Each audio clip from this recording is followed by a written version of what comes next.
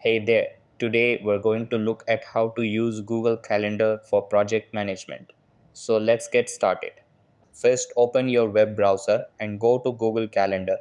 Over here, click the Create button in the top left corner. After that, select Task from the options.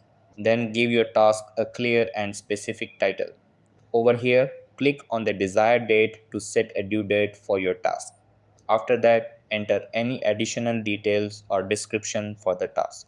Then click on Save to add the task to your calendar. Over here, click on the three vertical dots next to tasks on the left and choose a color to organize your tasks visually.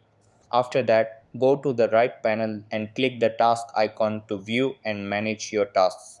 Then check off tasks by clicking the radio button next to each task when they are complete.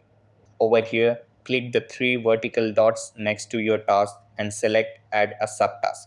After that, enter a title, details, set a due date, and click Done. And that wraps it up. Appreciate you watching. See you in the next.